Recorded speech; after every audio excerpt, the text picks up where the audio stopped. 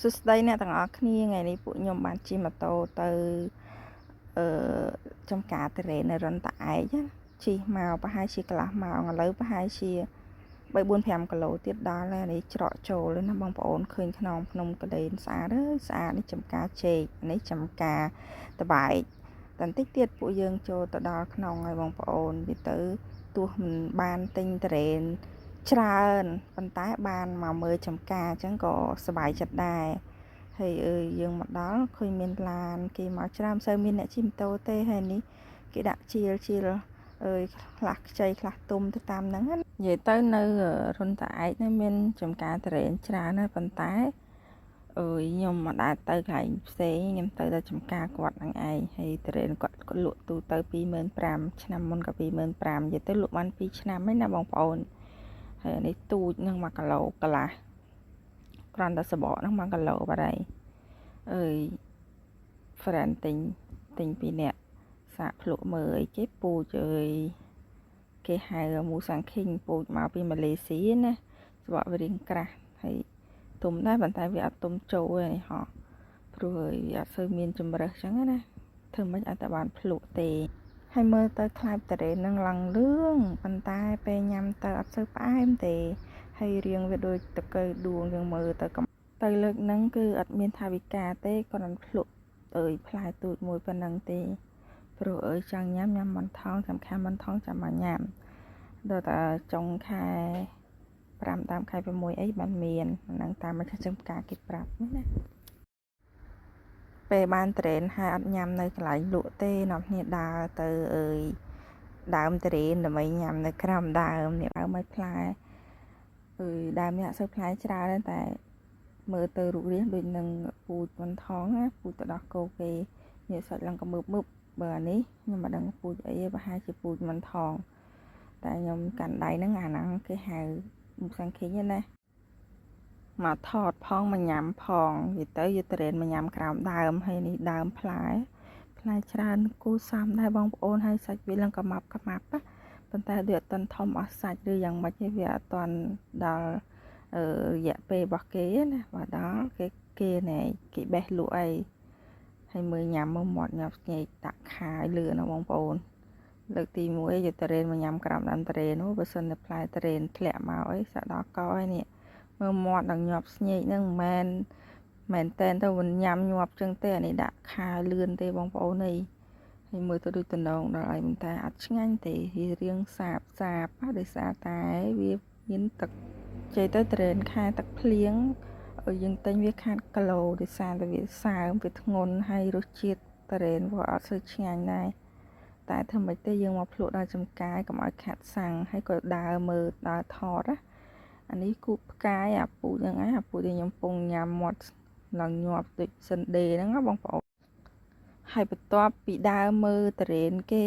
ជុំវិញនឹងហើយដើរត្រឡប់មកវិញទិញតបែកហូបកន្លះគីឡូ1គីឡូ6,000មកមនុស្សទៀតហ្នឹងមកពីណាតែខ្ញុំញ៉ាំតបែកញ៉ាំអីហើយនាំគ្នាជិះទៅមកខាងទៀតនេះជិះមកដល់ចុងនេះត្រឡប់ទៅវិញហើយឃើញសិតតដូងនេះផាជាដូងក្អូបក៏នាំគ្នាចោះថតរូបលេងសារមាន background ភ្នំខ្នងភ្នំកលែននោះស្អាតស្អាតហើយចំការដូងនេះមើលទៅដូចនៅសមុទ្រខ្ញុំឲ្យពូម៉ាញ់ថតឲ្យថាខ្ញុំបានមកដល់សមុទ្រដូងនិយាយទៅខ្ញុំចូលចិត្តទេសភាពណាដែលមានដើមដូងច្រើនណាដឹងមិនទេតាំងពីទូច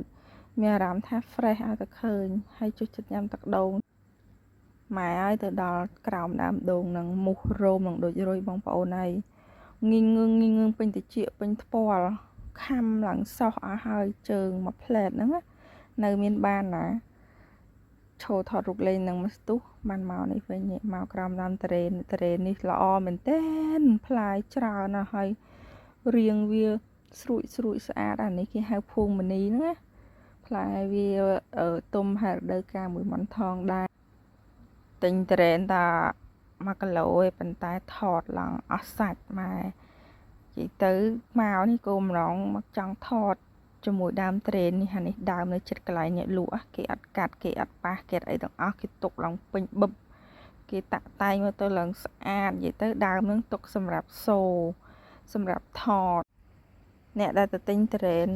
មកពីណាពីណីចុះពីលើឡានគឺទៅថតនៅនឹងឯងទិញត្រេនហើយក៏មកថតនៅនឹងនិយាយទៅ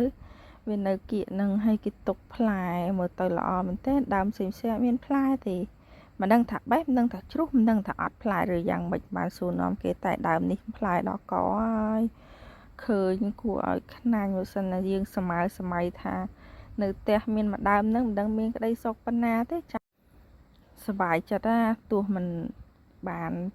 ទិញមួយដើមនឹងឲ្យបានញ៉ាំ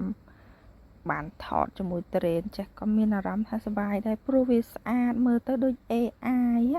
ផ្លែច្រើនមែនតើប៉ុន្តែមូសនៅស្រុកចំការវាសបោមូសបងប្អូន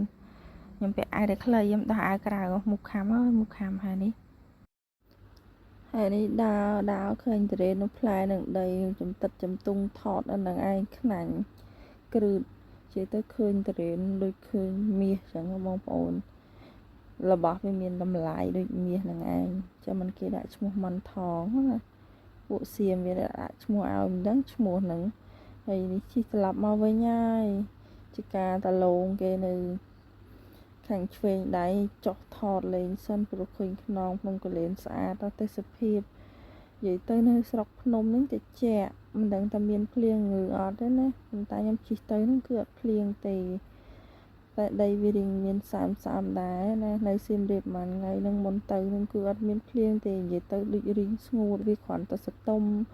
មេឃគោទេប៉ុន្តែវាអត់មានភ្លៀងទេតែនៅនេះផាយជាភ្លៀងហើយខ្ញុំជិះមកឆ្ងាយហើយមកដល់កន្លែងក្រុងរនតឯទៅជិះមកដល់កន្លែងវត្តគេទៅសង់ហើយវត្តហ្នឹងឈ្មោះដេជោរតនារាមហើយវត្តហ្នឹងស្អាតមែនតើបងប្អូនវត្តហ្នឹងទូចប៉ុន្តែវាស្អាតមើលទៅវាដូចជាវាដូចវត្តនឹងមើលទៅដូចវត្តនៅវាំងណាហើយយើងជិះត្រឡប់មកវិញឡើងយប់បានមកដល់រាយុទ្ធ